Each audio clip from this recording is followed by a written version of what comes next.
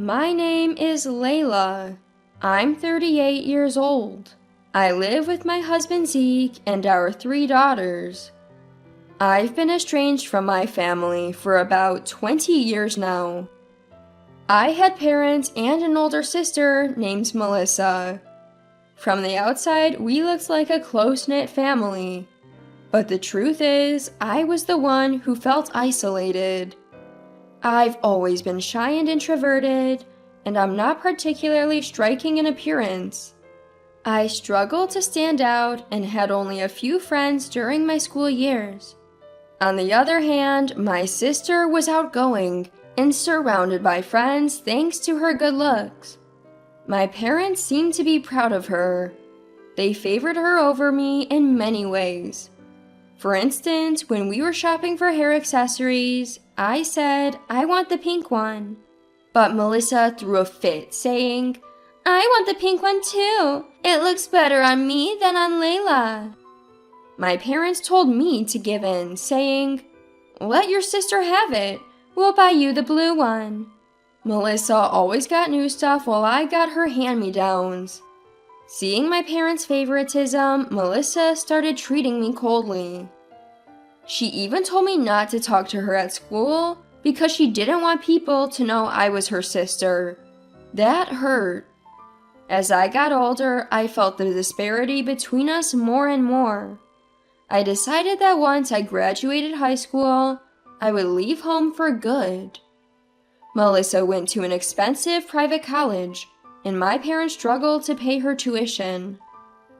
They told me, "We can't afford to send you to college. You'll have to figure out yourself."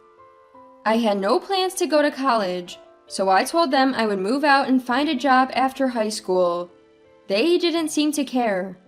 In fact, they even asked me to send them money once I was settled. I finally snapped. "After all these years of favoring Melissa, now you're asking me for money? I'm never coming back." My dad yelled at me. "After all we've done for you, how dare you talk back? You're dead to us." I left home right after graduating high school, taking only a few belongings. I had only a small amount of money saved up from my part-time job. I felt overwhelmed, but I was determined to never go back. I managed to build a life for myself in a new place. The company that hired me right after high school didn't pay much, but the people were kind and supportive. I felt fulfilled every day. The building where I worked contracted with a cleaning service. And that's how I met my husband, Zeke. At first, we just exchanged greetings, but over time we started making small talk, and one day he asked me out for dinner. I had always been drawn to his warm smile and diligent work ethic. I accepted his invitation without hesitation, and we went out several times after that. He always listened to me with a smile, and I found myself more and more attracted to him. After our 3rd dinner together, he confessed his feelings, and we started dating. My relationship with Zeke was going well, and on our 3rd anniversary, we decided to get married. I thought maybe it was time for a family meeting, even though I wasn't thrilled about it. So I contacted my parents for the first time in years. Hearing their voices again brought back some memories. I told them about my upcoming wedding. "We only have one daughter, so what if you're getting married?" But my dad's response was shocking. I was speechless and hung up the phone, tears streaming down my face. Even my wedding news was met with such indifference from my own parents. Zeke saw me crying and came over, comforting me with a gentle touch on my back. I told him about the phone call and he looked sad. "Don't worry, Layla. You have me now, and my parents are thrilled you're joining our family." He hugged me tightly. That's right, I'm not alone anymore. I decided to focus on the positive and enjoy my life going forward. My in-laws were incredibly kind, much warmer than my own family.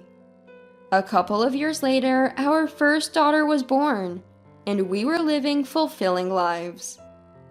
One day, years after cutting ties with my family, I received a call. It was from my dad. I hesitated but answered, thinking it might be urgent. He sounded unusually cheerful. "Hey Layla, how have you been?" I told him I was doing well and that I had a daughter. "Never mind that. Your sister is getting married."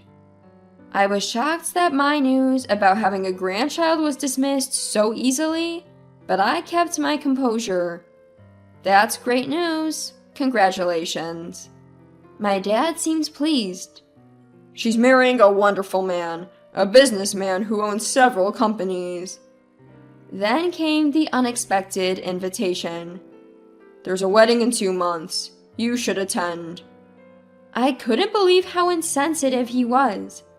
When I got married, the only people who celebrated with us were Zeke's family. I couldn't even invite my own family.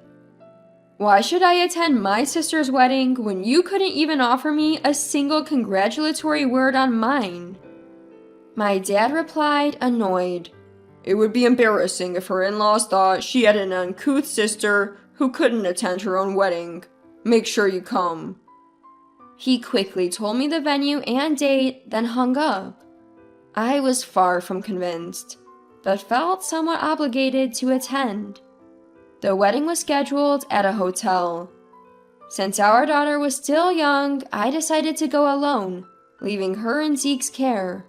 I had some time to kill before the meet and greet my dad had told me about, so I was thinking of hanging out at the hotel cafe. That's when I saw a familiar woman walking from the back of the lobby. Yes, it was my sister. "Layla, what are you doing here?" She seemed surprised to see me. "Congratulations on your wedding. Dad told me to come." Her eyebrows furrowed. "I told him not to invite you. Why would Dad do something like that?" Apparently, my dad had invited me to keep up appearances. "I didn't send you an invitation, Layla. I haven't even arranged a seat for you."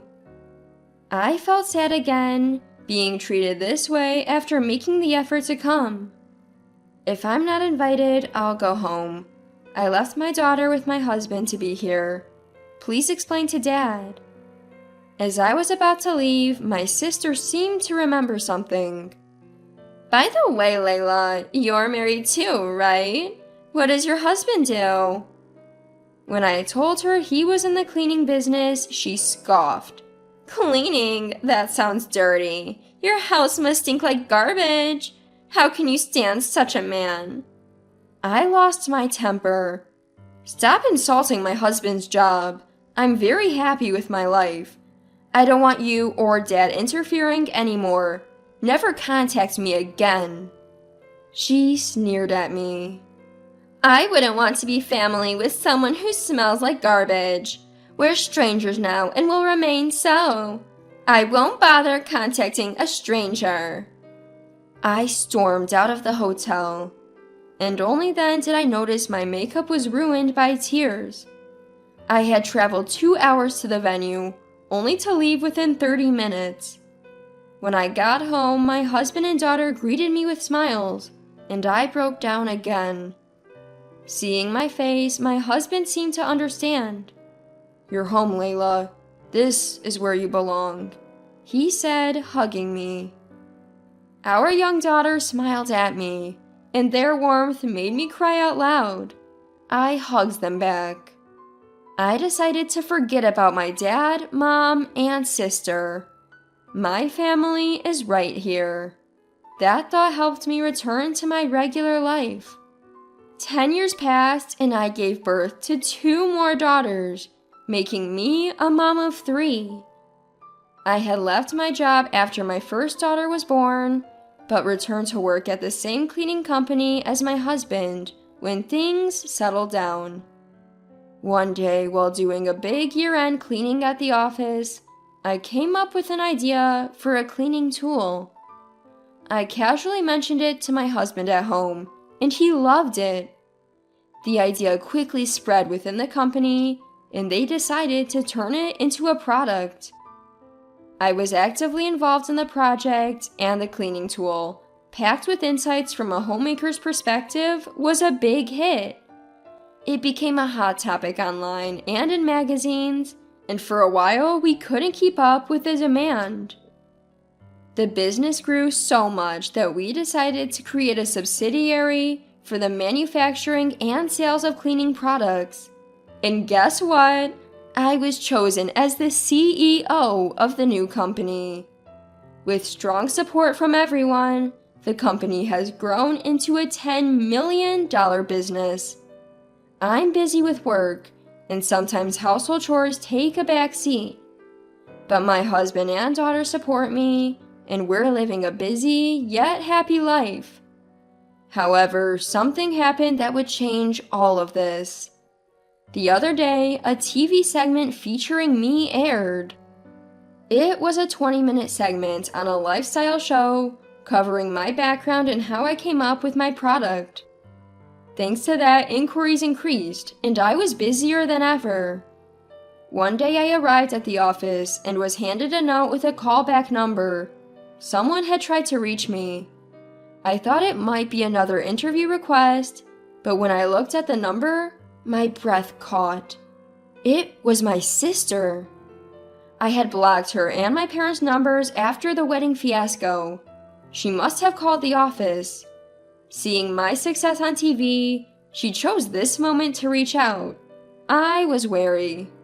I debated calling her back, but decided to do so to avoid further disruptions at work. "Layla, long time no see." Annoyed by her casual greeting, I asked what she wanted. "You seem to be making good money now. How about helping us out a bit?" I was even more irritated. Why would I do that now? She retorted, "Don't act so high and mighty just because you're successful. My husband can make way more money than you if he had the capital, so give us some investment money." There's no reason for me to invest in your husband's business. Don't call me again. I hung up furious. The call drained me emotionally, bringing back unpleasant memories. Just as I was trying to refocus on work, another call came in. This time it was Dad. "Why won't you help your sister financially? She's your only sister," he yelled as soon as I picked up. "Have you forgotten what happened at the wedding? After all that, you expect?"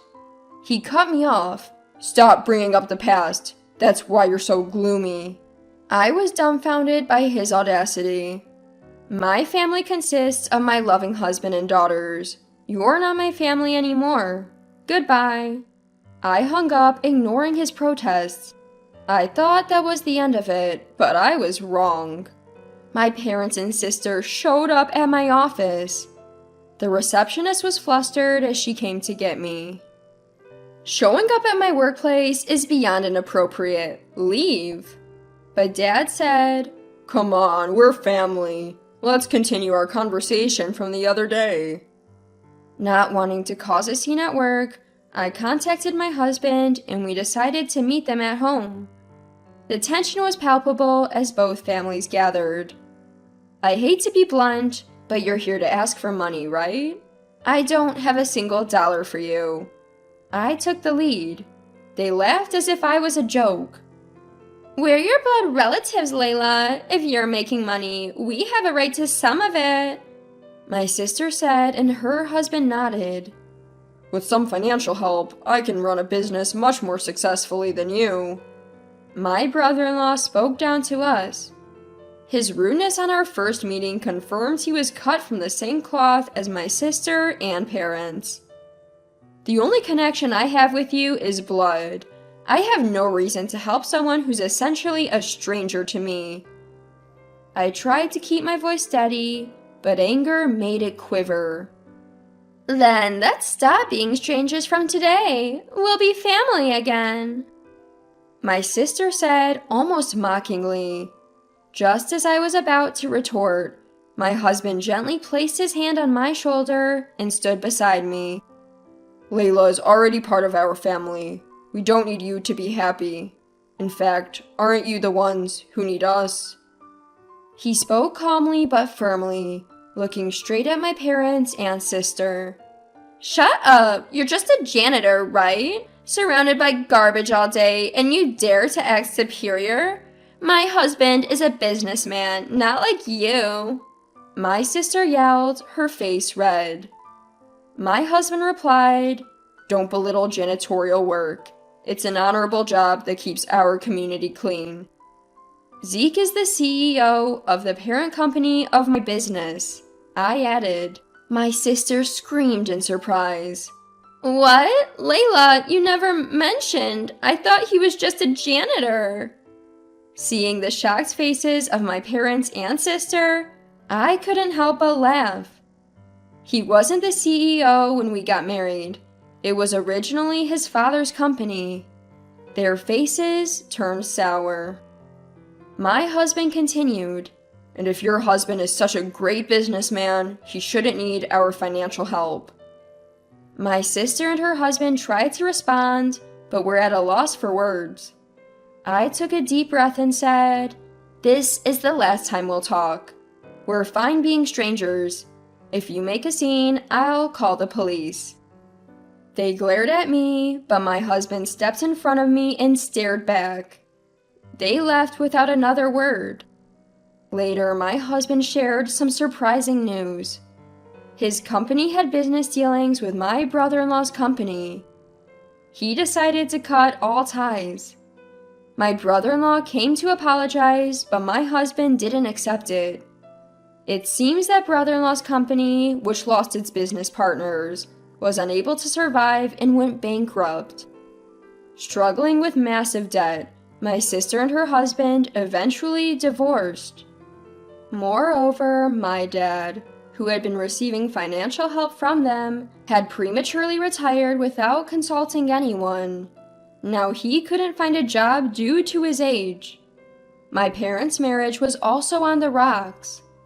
My sister, now divorced and back at our parents' home, was barely making ends meet with a part-time factory job. As for me, my work is going well, and my family is happy. We're planning a long family vacation with my in-laws. I'm grateful for the happiness I have and plan to cherish every day.